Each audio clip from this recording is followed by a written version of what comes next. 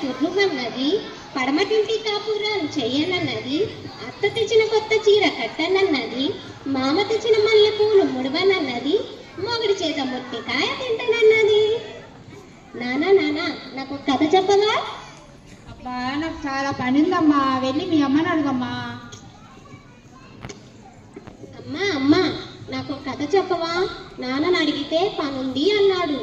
అవునా, ఇప్పుడు ఇంతే, నాకు తెలుసుగా. సీఎం కూడా ఇంత బిజీగా ఉండడు. నాకు వంటింట్లో పనుంది నాన్న, మీ నాన్నమ్మని అడుగు తల్లి, వెళ్ళు నాన్న. అబ్బా ఎప్పుడూ ఇంతే, నాతో ఆడుకోరు, నాకు కథలు చెప్పరు, మీ ఇద్దరు ఎప్పుడూ ఇంతే.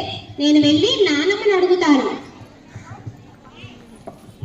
నానమ్మ నానమ్మ నాకు కథ చెప్పవా నిన్నట్లాగే? అయ్యో నా బంగారు తల్లి, కథ నీకు కాకపోతే ఇంకెవరికి చెప్తాను తల్లి. సరే పద, మనం అలా పెరట్లోకి వెళ్ళి కథ చెప్పుకుందామా? చేస్తాను.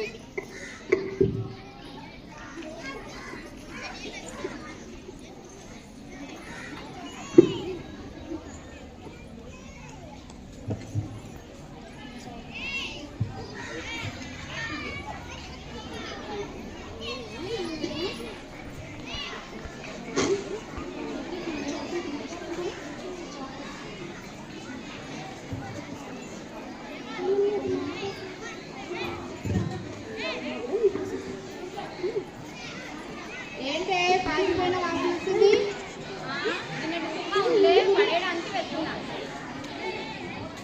నిన్నటి ఉప్మా ఉంటే మిగిలిపోయింది, అది పడేయడానికి వెళ్తున్నాను. అంత ఎక్కువగా ఎందుకు చేసావే?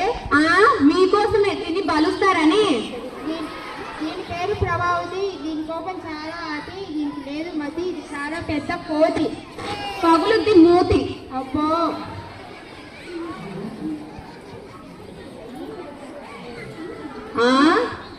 ఇంత చేసి పడేయడం దేనికి?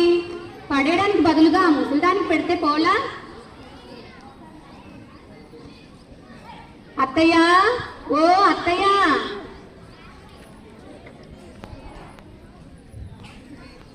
మీకోసమని ఉప్మా చేశాను, తినండి. అమ్మా ప్రభా, ఉప్మా పాసిపోయింది కదా తల్లి, నిన్ను తినలేదు. పాచిపోయిందా? మీకోసమని ఇప్పుడు వేడివేడిగా జీడిపప్పు వేసుకొని చేయమంటారా ఏంటి? పాచిపోయిందంట, పాచిపోయింది. అయ్యో అయ్యో తల్లి, నన్ను ఆ పాఠం చేసుకోవద్దు తల్లి. సరేలే, నువ్వు పెట్టిందే నేను తింటానులే. అయినా ఈ వయసులో ఇంతింత తిని ఒలింపిక్స్ వెళ్ళి వెయిట్ లిఫ్ట్ చేయాలా ఏంటి? సిగ్గు లేకపోతే సరే. చీచి, పెట్టింది తినండి, లేకపోతే ఒక మూల పడి ఉండండి.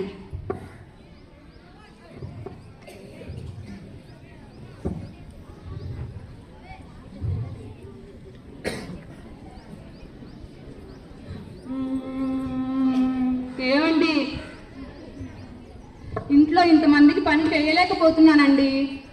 ఇప్పుడు ఏమైంది నీకు? ఏం చెయ్యాలండి, మీరు ఉదయం అనగా వెళ్తారు, పిల్లలు స్కూల్కి వెళ్తారు, మీరు వచ్చే వరకు ఆ ముసలిదానికి సేవలు చేస్తూ ఉండాలి. అంత గొప్ప సేవలు ఏం చేశావే? ఏం చేయాలో మీకు చెప్పాలా ఏంటి? మీకు తెలియదా? చెప్పకుండా అర్థం చేసుకోలేరా? సరే సరే, ఏం చేయమంటావో చెప్పు. ఇంట్లో నేనైనా ఉండాలి, ఆ ముసలిదైనా ఉండాలి. మీరే చెప్పండి, ఇప్పుడే చెప్పండి. ఈ వయసులో ఆమె ఎక్కడికి వెళ్తుంది? ఎక్కడికైనా పంపించండి. ఇంట్లో నేనైనా ఉండాలి, ఆమెైనా ఉండాలి. పంపించేసేయండి ఈరోజే. సరే, నన్ను ఏం చేయమంటావు ఇప్పుడు? ప్రతి ఊర్లో ఉన్నాయి కదా వృద్ధాశ్రమాలు, ఎక్కడికో చోట చేర్చండి. ఇప్పుడే ఫోన్ చేయండి వృద్ధాశ్రమానికి. చేశానులే. ఇప్పుడే చెయ్యండి. చేశానులే.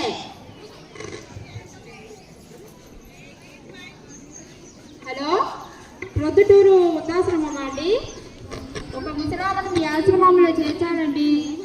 అవునండి, మా అమ్మేనండి. అనాథలను మాత్రమే చేర్చుకుంటారా అండి? సరే అండి. ఏమే, అనాథలను మాత్రమే చేర్చుకుంటారంట? అనాథని చెప్పండి, ఫోన్ చేయండి వేరే ఊరికి. చేశానే, ఇప్పుడే చేయాలా? అవును, ఇప్పుడే చేయాలి. సరే. హలో హలో, కడప అనాథాశ్రమం అండి. ఒక ముసలామను మీ అనాథాశ్రమంలో చేర్చాలనుకుంటున్నామండి. అవునండి, ఆమెకు ఎవరు లేరండి. సరే సరే రేపు తీసుకురామంటారా అండి? సరే అండి, రేపు తీసుకురావాలంటేనే. అయ్యో ఇవ్వాలే వస్తున్నామని చెప్పొచ్చు కదండి. ఏం చెప్పాలో అర్థం కాదు. చిచ్చి. నానా